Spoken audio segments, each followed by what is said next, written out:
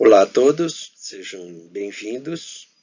Hoje, dia 14 de abril, nós vamos fazer uma revisão do que foi abordado, do que foi visto nesse primeiro bimestre da disciplina de economia. Hoje, dia 14, nós estaríamos fazendo a nossa prova P1. Uma pena não estarmos juntos, não estarmos ali trocando as nossas experiências para que essa aula pudesse ser mais produtiva. Mas, de qualquer forma, vamos dar sequência. Nesse slide vocês estão vendo, então, a programação aula a aula do primeiro bimestre, com a sequência das aulas, as datas e o conteúdo esperado, o conteúdo programado para cada uma das aulas.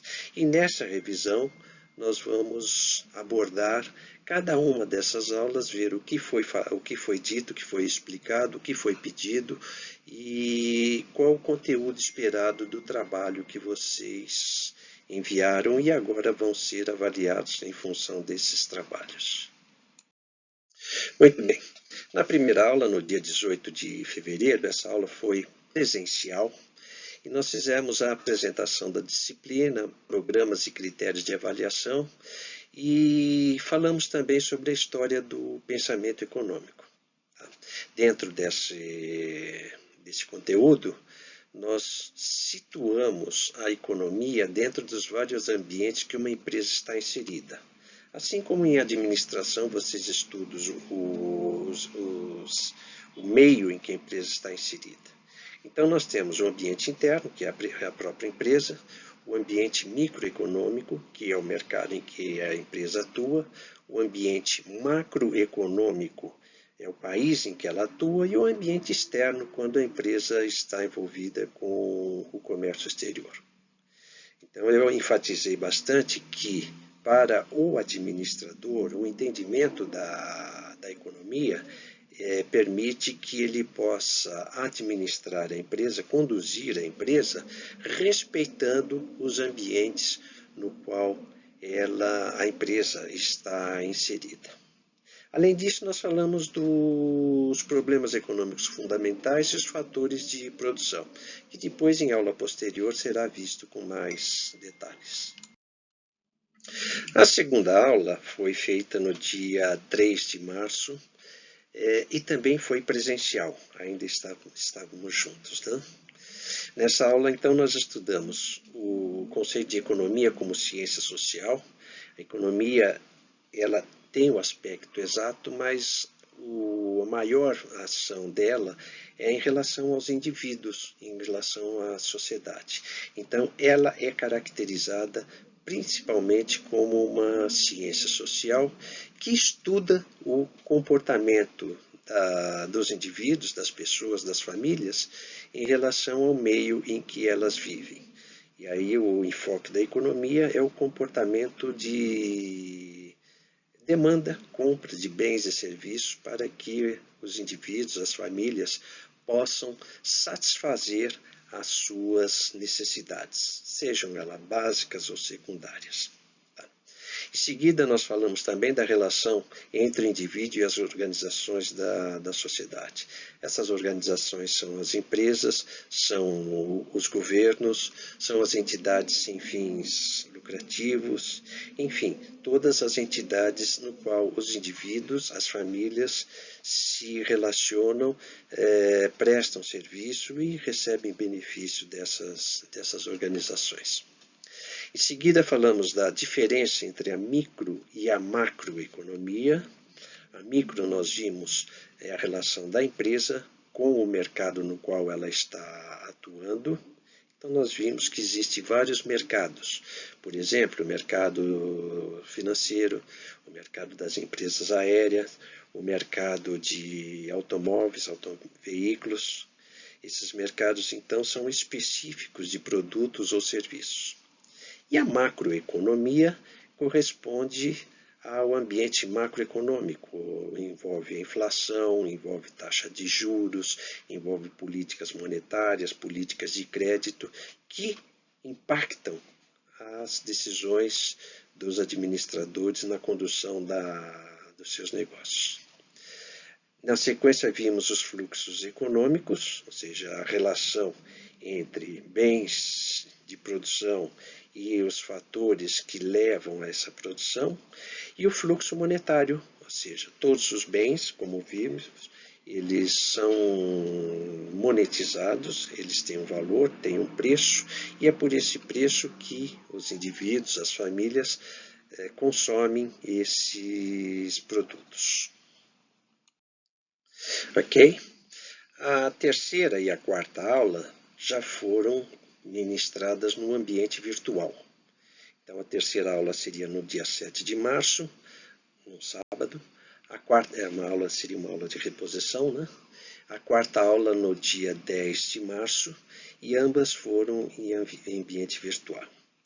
A terceira, nós falamos de sistemas econômicos, que corresponde ao conjunto das atividades envolvidas visando a distribuição, produção e o consumo de bens e serviços necessários à sobrevivência e à qualidade de vida. Veja que nós estamos falando da microeconomia, do mercado, onde as pessoas, as famílias, os consumidores encontram os bens e serviços que vão satisfazer as suas necessidades. E ainda dentro desse estudo dirigido 1, foi feito no dia 17, nós vimos quem são os agentes econômicos. Então, nós vimos as famílias, as empresas, o mercado e o Estado.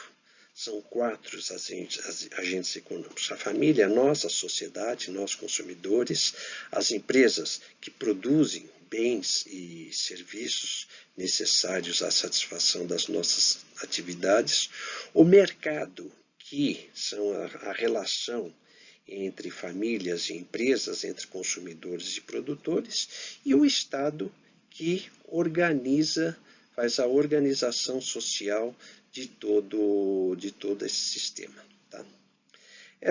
Esse estudo dirigido 1 refere-se à semana do dia 10 de 3 ao dia 17 de 3. E a entrega desse material foi prevista para o dia 29 de março.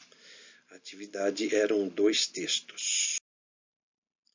Aqui nós temos o conteúdo do material do estudo dirigido 1 relativo ao primeiro título, Sistemas Econômicos. Eu não vou detalhar muito esse texto, esse conteúdo, porque vocês já têm esse material, já têm os textos que foram enviados. Só lembrando, então, que envolve sistemas econômicos, que pode ser definido como forma política, social e econômica pelo qual está numa organização na sociedade. E onde entra o administrador, onde entram as empresas? Ele está naquele fator, naquele elemento que são os produtores, as empresas que produzem bens e serviços que vão satisfazer as necessidades das famílias, dos consumidores. Aqui vocês têm uma série de sistemas, o sistema asiático, escravista, feudal, capitalista e socialista, os mais atuais. Deem uma lida com atenção, que nos textos esses conteúdos estão detalhados, são mais detalhados. Ainda dentro do estudo dirigido 1, o segundo assunto foram relativos aos agentes econômicos, que nós falamos lá atrás há pouco. E detalhamos as características de cada um desses agentes econômicos. Quais são? Primeiro, as empresas que produzem bens e serviços, as famílias que consomem esses bens e serviços, o mercado que regula a relação entre empresas e família, o Estado que regula os mercados e toda a relação entre seus agentes, e as empresas que têm relação com o resto do mundo, que exportam ou exportam, também o restante do mundo, as relações exteriores. As atividades desse estudo dirigido 1 foram 4 questões, nas quais foram pedidas conceitos do que foi dos textos que foram enviados. E aqui eu vou dar a vocês o que era esperado nas respostas de vocês. De uma forma assim bem objetiva, não vou ficar lendo todo esse texto, tá? Então, primeiro, o surgimento do sistema capitalista, da Revolução Industrial. Depois, os meios de produção e distribuição, eles são de propriedade privada e têm fins lucrativos. Essa é uma da grande característica do capitalismo. O detentor do capital, que fornece a estrutura produtiva e contrata a mão de obra assalariada. Então, todos nós que somos assalariados, todos nós que administramos empresa, nós temos mão de obra assalariada dentro do sistema capitalista. E atualmente o sistema capitalista ele tem alguns tipos. Tem o capitalismo financeiro, que são os bancos, as instituições financeiras, o capitalismo industrial, que refere-se às indústrias que produzem bens e serviços, e o capitalismo informacional, agora com a internet, com os meios digitais de comunicação, nós temos grandes empresas aí que produzem informação e que recebem por isso. Por exemplo, Google, Yahoo, empresas que... Facebook... Todas essas empresas, elas fazem parte desse chamado capitalismo informacional. Bem, a segunda questão foi pedida as características do sistema socialista. No sistema socialista nós temos ainda vários países que estão sob o sistema socialista, por exemplo, a China, a Coreia do Norte, Cuba, o Vietnã, a República Popular do Laos. Então, são países que adotam o sistema socialista. E qual a característica desse sistema? É que os meios de produção e distribuição são administrados, são de posse do Estado. Seja o governo federal, seja o governo estadual, o Estado tem a posse dessas empresas, desses meios de produção. Aqui no Brasil nós temos vários que o Estado é detentor. Por exemplo, o Banco do Brasil, a Petrobras, são dois maiores representantes. Essas empresas têm participação do capital privado, mas o controle da empresa, o controle das decisões pertencem ao governo, tá? Então, essa é a característica do sistema socialista.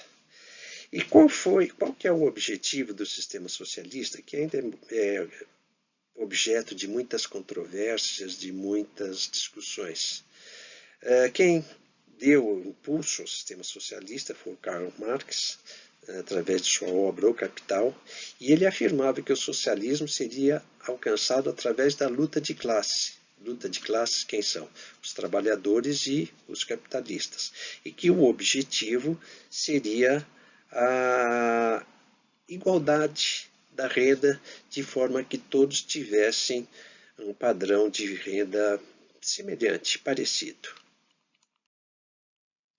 A questão 3 do estudo dirigido 1 refere-se às características do agente econômico, famílias, nós. As pessoas, nós consumidores. Então, as famílias são os consumidores. As famílias são as que demandam bens e serviços para satisfazerem as suas necessidades. Vocês têm ali, nós administradores temos a pirâmide de Maslow, que detalha muito bem as prioridades que o consumidor dá às suas necessidades. Tá? E aí nós estamos casando as características da administração com a economia. Os consumidores, eles têm o poder sobre as empresas. Então, se os consumidores julgarem que uma empresa não está atendendo às suas necessidades, ou que o preço é alto, ou que o produto ou serviço não tem qualidade, ele para de comprar. E essa empresa, se não vender, ela tende a falir, a pedir falência, tá? Então nós precisamos, nós administradores, precisamos estar muito atentos a essas características dos consumidores, de forma que possamos então atendê-los e manter os nossos negócios a contento, né? Ok, pessoal, voltando à cena, eu vou encerrar esse vídeo relativo até o estudo dirigido 1. Esse vídeo já está longo, mas na sequência eu vou dar continuidade no próximo vídeo à revisão dos demais estudos dirigidos. Até lá. Abraço.